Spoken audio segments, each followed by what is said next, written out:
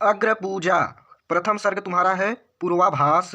इस सर्ग का आरंभ महाभारत के लक्षागृह प्रसंग से होता है। दुर्योधन ने पांडवों को मारने के लिए अनेक षड्यंत्र रचे थे, जिसमें एक लक्षागृह था। परंतु कुंती समेत सभी पांडव लक्षागृह से सुरक्षित बच निकले और दुर्योधन की चाल को विफल कर दिया।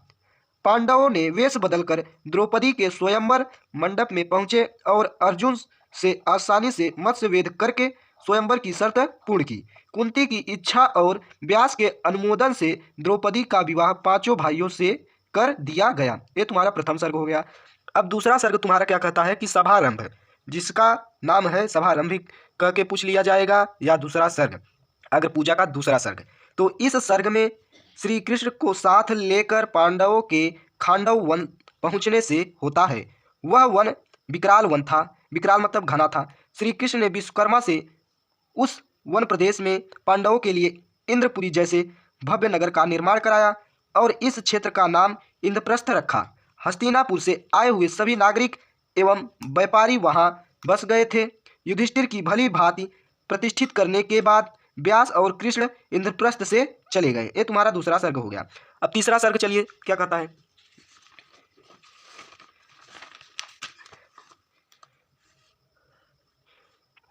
तीसरा सर्ग है तुम्हारा आयोजन। इस सर्ग में आरंभिक कथा, मतलब इस सर्ग में आरंभिक कथा के अनुसार श्री कृष्ण ने सोचा कि नारी द्रौपदी कहीं उनके पारंपरिक संघर्ष का कारण न बने। अतः नारद जी के सलाह से एक एक वर्ष अलग अलग अपने साथ रखने का निश्चय किया। साथ में यह तय कर लिया गया कि यदि द्रौपदी किसी अन्य पति के साथ और वहां कोई दूसरा भाई पहुंचकर देख ले तो वह 12 वर्ष के लिए वन में रहेगा। इस भव्य नियम के कारण अर्जुन 12 वर्ष के लिए वन को चले गए। यह तुम्हारा तीसरा सर्ग हो गया। अब चौथा सर्ग तुम्हारा कहता क्या है, प्रस्थान। यह मोस्ट इंपॉर्टेंट है। इस सर्ग में राजसूय यज्ञ से पूर्व की तैयारियां का वर्णन किया गया है। इस राजसूय यज्ञ के लिए चारों ओर से राजगण आए और श्री कृष्ण को बुलाने के लिए अर्जुन स्वयं द्वारक गए और उनसे प्रार्थना की, चलकर आप यज्ञ को पूर्ण कराइए और पांडवों की मान सम्मान का रक्षा कीजिए। श्री कृष्ण ने सोचा कि इंद्रप्रस्थ में बैठे एकत्रित राजाओं में से कुछ ऐसे होते हैं जो मिलकर गड़बड़ी कर सकते हैं। अतः वह अपनी विशाल सेना लेकर इंद्रप्रस्थ पहुंचे और युधिष्ठिर ने नगर के बाहर उनका स्वागत बड़े सम्मान के साथ किया।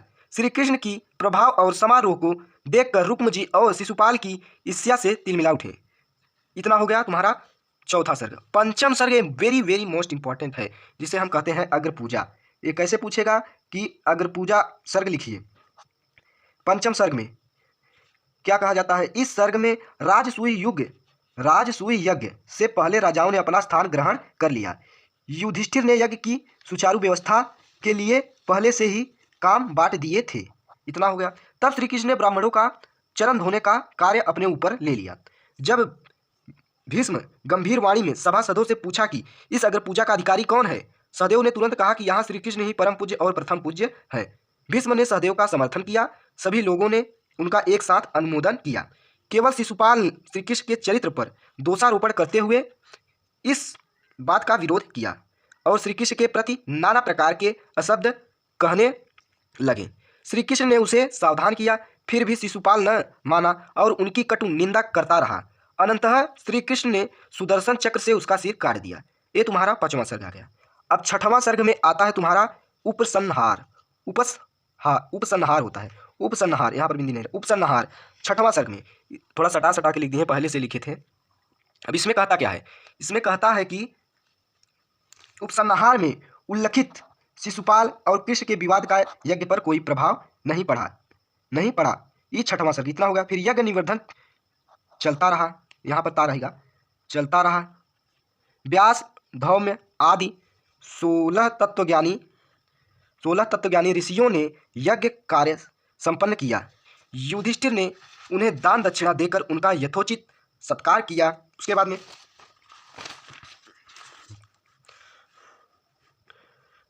तत्वज्ञानी ऋषियों ने भी युधिष्ठिर को हार्दिक आशीर्वाद दिया, जिसे युधिष्ठिर ने विनम्र भाव से शिरोधार्य किया। ये तुम्हारा हो गया 6 सर्ग, जिसमें से इस 6 सर्ग में से एक सर्ग जरूर पूछेगा, जरूर, वेरी इंपॉर्टेंट, इम्पॉर्टेंट। तब तक के लिए धन्यवाद, मिलते हैं नेक्स्ट वीडियो में।